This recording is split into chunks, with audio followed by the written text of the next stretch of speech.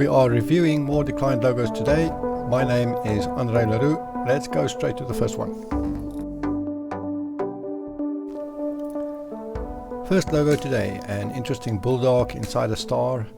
Something not quite right with the star though. I tested it by overlaying a normal hexagram and yeah, not right. You can also see it if you draw a line next to it. The line touches the star at the top and not at the bottom. So that hexagram needs work. By the way, this is weird. Whatever process you are using, you are generating many unnecessary anchor points. It's not a major problem, but part of being a professional is to have really neat and sleek vector files. Next one, and we have a serious problem. This looks very squished, so I unsquished the poor letter B and then fed it to Yandex and found this.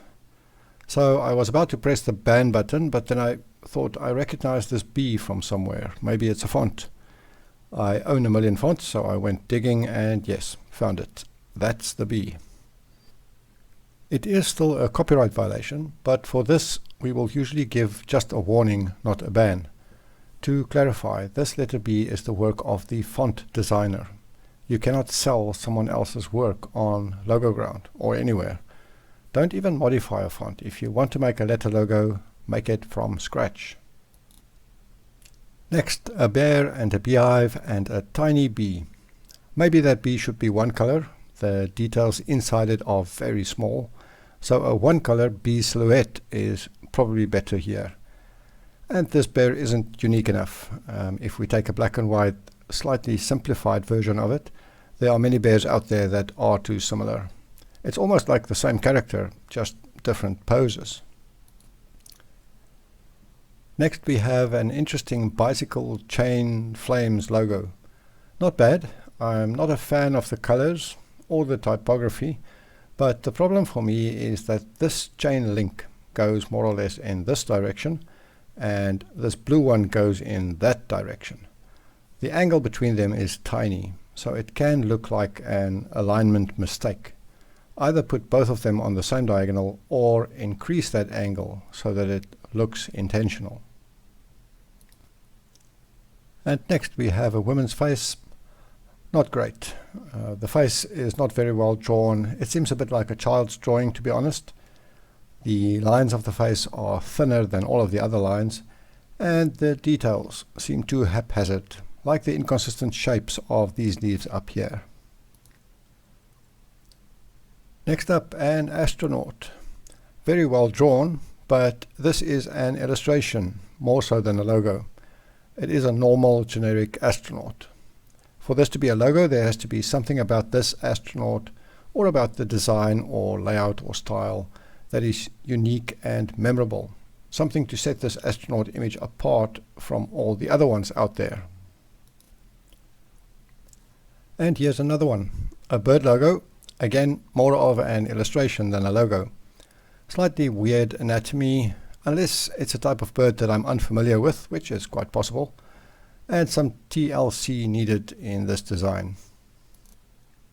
Next up, a chef's hat and I don't exactly know what, kind of like a washing machine or a fizzy drink. Yeah, that's more likely. I'm afraid this one is inconsistent, unbalanced and incoherent. You cannot simply combine two things and call it a logo. It has to make sense, and it has to be obvious what it is. Next logo, another chef and a disaster.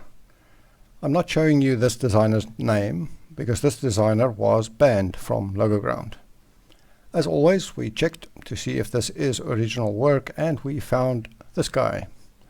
Clearly this is a copy, but we wanted to make sure, so we took some of the outlines from here and overlaid it on this one. No doubt this is a copy. Look, we don't like banning people on Logoground. We really don't. We would rather not ban anyone. But if you do this, then find a different profession, because we have to ban you. Next we have a Hindu goddess. Not very neat. There's a lot of room for improvement. But what I want to point out here is a problem with the description. Here it is.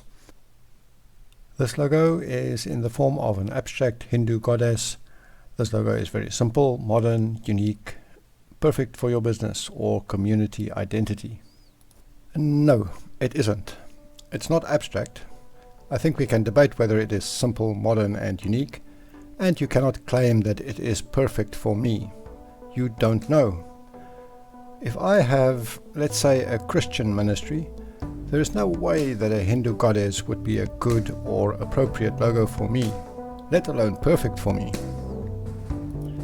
Be careful with your description to only include information that is absolutely true and accurate.